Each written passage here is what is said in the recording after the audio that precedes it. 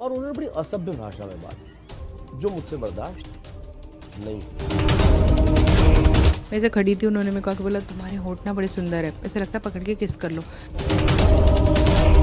हिला दी, बत्तियां गुल कर दी। हम लोग ना अंदर से इतना ह्यूमैनिटी के प्रति वो हो गया ना, जो हमें हटाना पड़ेगा। उनकी गुंडागर्दी इस लेवल की है कि बहुत मुश्किल है वहाँ काम करना।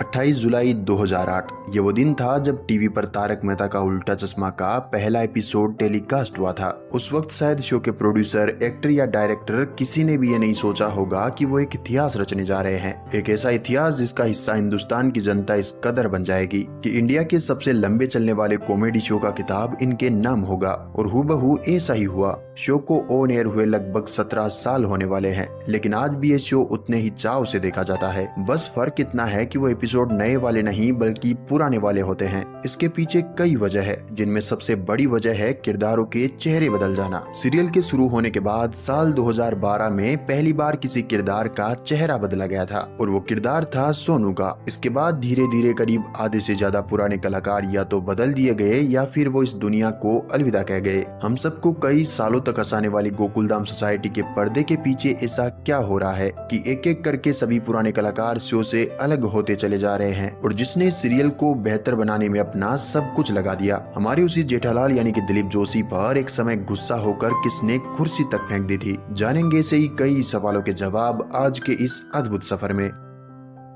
कुछ किरदार होते हैं जो एक्टिंग नहीं करते, वो जिंदगी बन जाते हैं। तारक मेहता का उल्टा चश्मा में एक ऐसा ही नाम था, दयाबेन गड़ा यानी कि दिशा वकानी का। वो सिर्फ जेठालाल की पत्नी नहीं थी बल्कि पूरे हिंदुस्तान की बहू बन गई थी। हर रात 8:30 बजे टीवी पर जब उनकी आवाज गूंजती तो पूरा हिंदुस्तान जिसे ठहर जाता। लेकिन फिर वो पल आया जो किसी ने सोचा भी नहीं था। 2017 में एक खबर आई, दयाबेन शो छोड़ रही है। लोगों ने सोचा शायद मजाक होगा, शायद थोड़े दिन की छुट्टी होगी, लेकिन दिन हफ्तों में बदले, हफ्ते महीनों में और महीने सालों में बदलते गए। दया लौट कर नहीं आई। कहा गया वो माँ बनने वाली थी और प्रेगनेंसी के चलते उन्होंने ब्रेक लिया है। लेकिन सवाल ये नहीं था कि वो गई, सवाल ये था कि वो लौटी क्यों नहीं। दरअसल माँ बनने के बाद उनका पूरा ध्यान अपने बच्चे पर था। शूटिंग के लंबे घंटे, थकाऊ दिन और बच्चों से दूर रहना, ये सब उनके लिए अब मुमकिन नहीं था। दूसरी तरफ कुछ रिपोर्ट्स ने बताया कि चैनल और दिशा के बीच कॉन्ट्रैक्ट शर्तों पर सहमति नहीं बन पाई। एक वक्त वो भी था जब सबको यकीन था दया तो वापस आएगी, पर यकीन कभी कभी बस तसल्ली रह जाता है। उनके जाने के बाद क्या बदला? गोकुलधाम वही रहा, जेठालाल वही रहा, पर वो हंसी, वो पागलपन, वो अपनापन कहीं खो गया। जेठालाल की आंखों में अब भी दया का इंतजार दिखता है। कुछ आवाजें वक्त के साथ पुरानी नहीं होती, वो दिल में बस जाती है। ऐसी ही आवाज थी तारक मेहता यानी कि शैलेश लोढ़ा की। हर एपिसोड का अंत इन्हीं की आवाज से होता था। लेकिन फिर एक दिन वो भी चला गया। साल 2022 में एक खबर आती है कि शैलेश लोढ़ा ने शो छोड़ दिया। कोई फेयरवेल नहीं, कोई आखिरी एपिसोड नहीं, बस खामोशी से गायब हो जाना, जैसे कोई अपना बिना बताए सफर पर निकल गया हो। जब शैलेश से शो छोड़ने के पीछे की वजह जाननी चाहिए तो उन्होंने अपनी चुप्पी तोड़ते हुए कहा, मैं एक कलाकार हूँ लेकिन मेरे आत्मसम्मान से समझौता नहीं हो सकता। उन्होंने कहा कि शो में उन्हें अब वो सम्मान नहीं मिल रहा था जो एक सीनियर आर्टिस्ट को मिलना चाहिए। और सबसे बड़ी बात, उनकी रचनात्मक आजादी पर सवाल उठे। कई रिपोर्ट्स के मुताबिक प्रोड्यूसर और शैलेश के बीच पैसों की लेन देन और व्यवहार को लेकर तनाव था। शैलेश लोढ़ा ने साफ कहा कि मैं सिर्फ एक चेहरा नहीं, एक लेखक हूँ, एक कवि हूँ और मैं अपने शब्दों की कीमत जानता हूँ। और उन्होंने बड़ी असभ्य भाषा में बात की जो मुझसे बर्दाश्त नहीं हुई। लेकिन हुआ ये कि फरवरी में उन्होंने नवंबर माह का जो मेरा पैसा ड्यू था, दिसंबर, जनवरी, फरवरी रोक लिया आर्म ट्विस्ट करने के लिए कि आप आओ हमारे दफ्तर में साइन करो हमारे पेपर्स पे, तब हम पैसा देंगे। फिर 2023 में उन्होंने प्रोड्यूसर के खिलाफ कानूनी लड़ाई भी जीत ली। उन्हें उनके बकाया पैसे मिल गए, लेकिन साथ ही में एक दर्द भरी दूरी भी। जेठालाल अब भी परेशान होता है, मगर उसे संभालने वाला तारक अब स्क्रीन पर दूसरे चेहरे में दिखता है। एक सिंपल, समझदार और तारक की सेहत को लेकर बहुत कॉन्शियस महिला। जब तारक मेहता का उल्टा चश्मा शुरू हुआ था तभी से लेकर साल 2020 तक इस किरदार का चेहरा रही नेहा मेहता। मगर फिर एक दिन ऐसा आया जब सब कुछ बदल गया। नेहा ने इस सीरियल से अलविदा ले लिया, जिसके पीछे की कहानी खुद नेहा ने एक इंटरव्यू में बताई। उनका कहना था कि उनके और शो के मेकर्स के बीच कुछ दिक्कतें थी और इन दिक्कतों को सुलझाने के लिए उन्होंने कई बार शो के मेकर्स के साथ बातचीत करने की कोशिश भी की, लेकिन उन्हें मेकर्स की तरफ से कुछ जवाब जवाब नहीं मिल पाया। जब बात नहीं बनी तो उन्होंने खुद को इस जर्नी से अलग कर लेना ही बेहतर समझा। हालांकि बाद में वो वापसी करना भी चाहती थी, लेकिन तब तक मेकर्स ने अंजलि के रोल के लिए सुनैना फौजदार को कास्ट कर लिया था। तारक मेहता सीरियल में दो ऐसे कलाकार भी थे जो अब कभी वापस लौट कर नहीं आ सकते। उन्हीं में से एक नाम है कवि कुमार आजाद, जो सिर्फ एक उम्दा कलाकार नहीं बल्कि एक ऐसे इंसान थे जो सबको हंसाते हंसाते खुद जिंदगी की जंग हार गए। वो जब स्क्रीन पर आते तो बच्चों की आंखों में चमक आ जाती, वो जब बोलते तो हर डायलॉग में मिठास घुल जाती, और जब गए तो दिल के अंदर एक खामोश टीस छोड़ गए। कवि कुमार बचपन से ही मोटापे की बीमारी से जूझ रहे थे, लेकिन उन्होंने कभी अपनी शारीरिक स्थिति को कमजोरी नहीं बनने दिया। वो कहते थे, मोटा हूँ मगर जोश में सबसे बड़ा हूँ। डॉक्टर हाथी के रोल के लिए उन्हें लंबे लंबे टाइम तक शूटिंग करनी पड़ती थी, लेकिन वो कभी किसी को ये नहीं बताते थे कि उन्हें सांस लेने में तकलीफ होती है और बार बार ब्लड प्रेशर और डायबिटीज जैसी बीमारियां सताती थी। लेकिन कैमरा ऑन होते ही वही बड़े बड़े एक्सप्रेशन, वही खिलखिलाहट, सब कुछ वैसा ही जैसे स्क्रीन पर दिखता था। साल 2010 कवि कुमार आजाद ने बेरिएट्रिक सर्जरी करवाई, यानी मोटापे को कम करने की एक जटिल सर्जरी। कुछ वक्त के लिए वजन कम हुआ भी और उन्हें स्क्रीन पर एक नई ऊर्जा के साथ देखा गया, लेकिन इस सर्जरी के बाद शरीर अंदर से कमजोर होता गया। लीवर पर असर पड़ा और हार्मोनल गड़बड़ी शुरू हुई और उनका दिल धीरे धीरे थकने लगा। फिर 9 जुलाई 2018 का वो दिन भी आ गया जब उन्हें सुबह सुबह हार्ट अटैक आया और वो इस दुनिया से चल बसे। शो की टीम, प्रोड्यूसर, को एक्टर सब स्तब्ध रह गए। एक दिन पहले तक शूटिंग पे हंसी के ठहाके और अगली सुबह अंतिम संस्कार की तैयारी। वो चला गया बिना अलविदा कहे, मगर हर बच्चा, हर परिवार आज भी कहता है, सही बात है। नट्टू काका, मुझे कुछ कहा। इस आवाज के पीछे जो चेहरा था वो थे नट्टू काका, जिनका असल जिंदगी में नाम था घनश्याम नायक। लेकिन फिर अचानक वो चेहरा स्क्रीन से गायब हो गया और थोड़े ही समय बाद हमेशा के लिए इस दुनिया से भी। 12 मई 1944 घनश्याम नायक यानी कि हमारे नट्टू काका का मुंबई में जन्म हुआ था। उनके पिता भी थिएटर कलाकार थे, कला उनके खून में थी। उन्होंने अपने करियर में 100 से ज्यादा गुजराती और हिंदी फिल्मों में काम किया, लेकिन असली पहचान मिली तारक मेहता का उल्टा चश्मा से। 2019 के बाद धीरे धीरे दर्शकों ने नोटिस किया कि नट्टू काका कम दिखाई देने लगे थे। कभी कोई बहाना बनता वो गाँव चले गए हैं, कभी कहा जाता वो छुट्टी पर है, मगर इसके पीछे की सच्चाई बहुत गंभीर थी। 2021 में पता चला कि घनश्याम नायक को कैंसर है। उनकी गर्दन में 8 गांठें पाई गई थी। वो कीमोथेरेपी ले रहे थे, मगर फिर भी शूटिंग का हिस्सा बनने की कोशिश करते रहे। नट्टू काका चाहते थे कि वो आखिरी सांस तक शूट करे। वो शूटिंग को अपनी जिंदगी मानते थे, लेकिन उम्र के साथ शरीर ने साथ छोड़ दिया। 3 अक्टूबर 2021 का दिन था जब वो इस दुनिया से हमेशा के लिए विदा हो गए। उनके आखिरी शब्द थे, मुझे सेट पर वापस जाना है, पर वो लौट नहीं पाए। हालांकि सीरियल में बाद में नया नट्टू काका लाया गया, मगर दर्शकों ने कहा किरदार वही है पर आत्मा नहीं रही।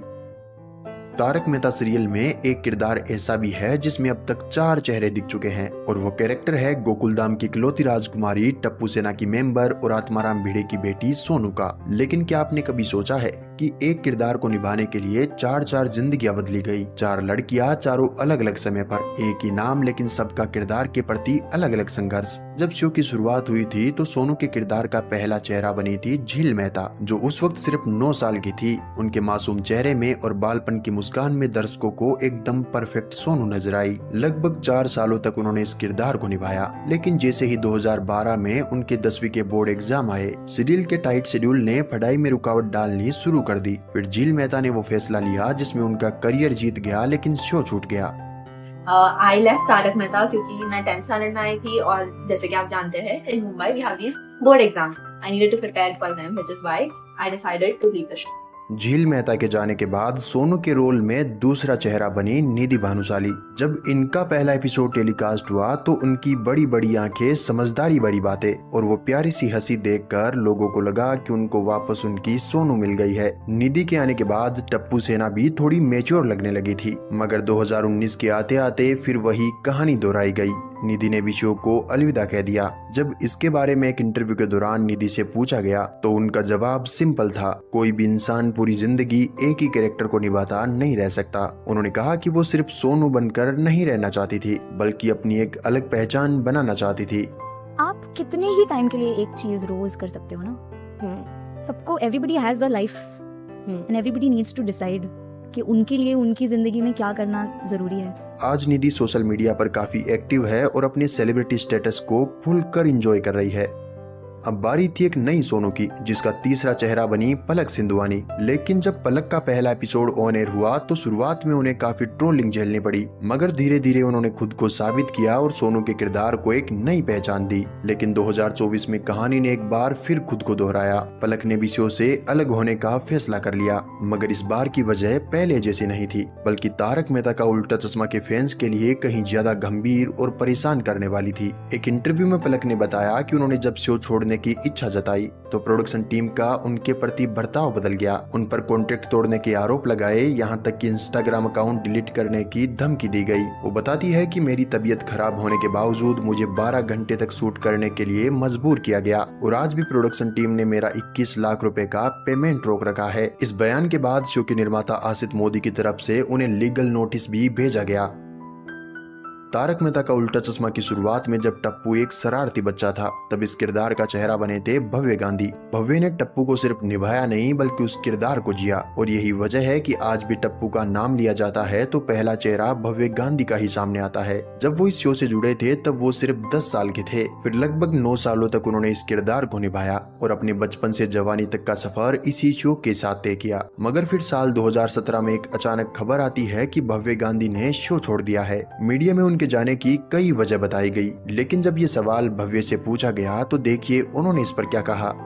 एक एज के बाद वो एक्टर वाला वो अंदर झांक गया था कि यार अभी कुछ अलग करना है, यार नई स्टोरीज पे काम करना है, नए कैरेक्टर्स एक्सप्लोर करने हैं। ऑफ कोर्स कभी छोड़ना was not the first priority. The priority was कि जो कैरेक्टर बिल्ड किया है वो डेड ना हो जाए। It was a mutual understanding between the producer and us, like me and my family, कि we have to take a call कि क्या करना है। Then we decided कि let's go out, it's okay, like we learn something.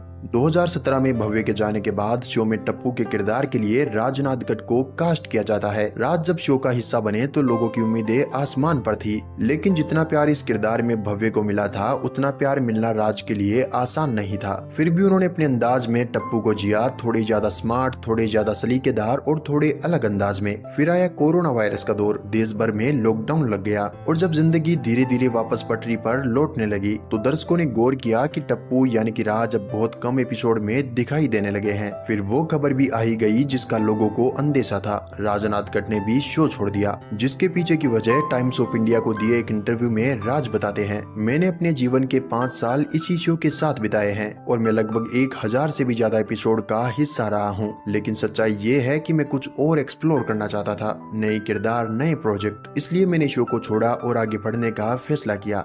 2022 में राज के जाने के बाद मेकर्स ने 2023 में टप्पू के किरदार के लिए एक नए चेहरे की तलाश पूरी की और इस बार ये चेहरा बने नीतीश भालुनी। अब देखना ये होगा कि क्या नीतीश टप्पू की इस लंबी परंपरा को निभा पाएंगे या फिर ये किरदार फिर किसी और चेहरे के इंतजार में रहेगा। तारक मेहता का उल्टा चश्मा की वो तेज तरार और जिंदा दिल पत्रकार जो जहां जाती खबर वही बन जाती, इस किरदार को अब तक 4 अलग अलग अदाकारों ने अपना चेहरा दिया है। अगर आप शो के शुरुआती यानी 2009 से पहले वाले एपिसोड देखें तो आपको एक और अभिनेत्री इस किरदार में नजर आएगी, लेकिन अफसोस की बात यह है कि उनके बारे में पूरे इंटरनेट पर कोई भी ठोस जानकारी मौजूद नहीं है। वो कौन थी, कहाँ रहती थी और आखिर उन्होंने शो को क्यों छोड़ा, इन सवालों के जवाब आज भी अधूरे हैं। इनके शो से किसी कारणवश अलग होने के बाद ही 2009 में निधि आहूजा की एंट्री हुई थी, जो इस किरदार में सबसे ज्यादा पॉपुलर भी हुई, लेकिन सिर्फ 1 साल बाद ही उन्होंने इस शो से अलग होने का फैसला ले लिया था। इसके बाद 2010 से लेकर 2013 तक इस किरदार की जिम्मेदारी निधि नोटियाल ने निभाई और फिर 2013 में रीटा के किरदार में निधि आहूजा ने वापस एंट्री मारी और इस बार लगातार 8 सालों तक इस किरदार से जुड़ी रही। लेकिन 2021 में अचानक एक खामोशी के साथ उनका ये सफर थम गया। जब इस खामोशी के पीछे की वजह पूछी गई तो प्रिया ने जवाब देते हुए कहा, 8 महीने हो चुके थे, मेकर्स की तरफ से मुझे कोई सूचना नहीं मिली कि मैं अब भी शो का हिस्सा हूँ या नहीं। उन्होंने आसित मोदी से बात करने की कोशिश की लेकिन उन्हें कोई जवाब नहीं मिला। आखिरकार उन्होंने खुद ही शो से ऑफिशियल रिजाइन कर दिया। प्रिया का कहना था कि शायद वो यही चाहते थे कि मैं खुद हार मान लूं और शो छोड़ दूं, और जैसे ही उन्होंने इस्तीफा दिया रीटा रिपोर्टर के किरदार के लिए एक नया चेहरा रमसा फारूकी के रूप में ढूंढ लिया गया। आपको बता दें कि प्रिया के पति मालव राजदा इस शो के डायरेक्टर थे पूरे 14 सालों तक। प्रिया के मुताबिक जब मालव ने शो छोड़ा तभी से प्रोडक्शन टीम का रवैया उनके प्रति बदल गया था। उन्हें टारगेट किया जाने लगा और फिर एक दिन बिना कुछ कहे उन्हें शो से बाहर कर दिया गया। गोकुलधाम की पारसी बहू रोशन का किरदार जेनिफर मिस्टी बंसीवाल निभाया करती थी, मगर 2013 में जेनिफर ने कुछ पर्सनल रीजंस के चलते शो से ब्रेक ले लिया। तब इस खाली जगह को भरने के लिए मेकर्स ने एक नई अदाकारा को इस किरदार में कास्ट किया, जिसका नाम था दिलकुश रिपोर्टर। दिलकुश ने भी अपने अंदाज में रोशन के किरदार को बखूबी निभाया, मगर हेल्थ इश्यूज के चलते सिर्फ 3 साल बाद ही उन्हें भी शो को अलविदा कहना पड़ा। इसके बाद आसित मोदी ने एक बार फिर जेनिफर को शो में वापस बुला लिया और इस बार जेनिफर लगातार 2023 तक इस किरदार का चेहरा रही। मगर फिर 2023 में अचानक जेनिफर की तरफ से एक चौंकाने वाला बयान सामने आया। उन्होंने मीडिया को बताया कि तारक मेहता के सेट पर उन्हें अपमानित किया गया। यही वजह थी कि उन्होंने शो से अलग होने का फैसला लिया। मामला यहीं पर नहीं रुका, बल्कि जेनिफर ने शो के निर्माता आसित मोदी के खिलाफ FIR दर्ज करवाई। इसके बाद एक लोकल कंप्लेंट कमेटी का गठन किया गया और 4 महीने की लंबी जांच के बाद आसित मोदी को मामले में दोषी ठहराया गया। इसी के साथ ये फैसला भी सुनाया गया कि जेनिफर को उनका बकाया भुगतान दिया जाए और साथ ही 5 लाख रुपए का मुआवजा भी। हालांकि जेनिफर इस फैसले से पूरी तरह खुश नहीं है। उनका कहना है कि जो दूसरे आरोपी थे उन्हें कोई सजा नहीं दी गई और मुझे अब भी पूरा न्याय नहीं मिला है। गलती से मिस्टेक हो गई बागेश्वर जी।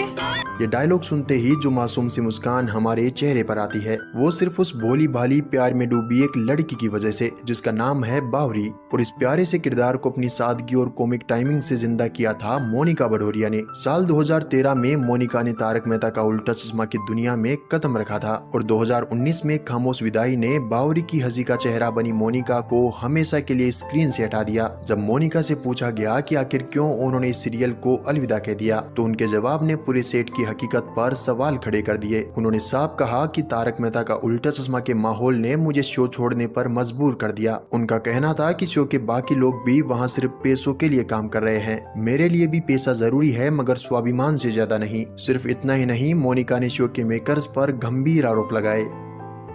उनकी गुंडागर्दी इस लेवल की है कि बहुत मुश्किल है वहाँ काम करना। इस सीरियल का एक मस्त मौला कैरेक्टर रोशन सिंह का किरदार गुरुचरण सिंह ने कुछ इस तरह जिया कि आज भी जब कोई सोडी का नाम लेता है तो हमारे जहन में सबसे पहला चेहरा इन्हीं का आता है। लेकिन शो से अलग होने के बाद हम सबको हंसाने वाला वही इंसान आज असल जिंदगी में खामोशी और तन्हाई से लड़ रहा है। जैसा कि हम सब जानते हैं कि 2020 में वो इस सीरियल से अलग हो गए थे, लेकिन ये पहली बार नहीं था कि उन्होंने शो छोड़ा हो। इससे पहले साल 2012 में भी इनको बिना बताए शो से हटा दिया गया था।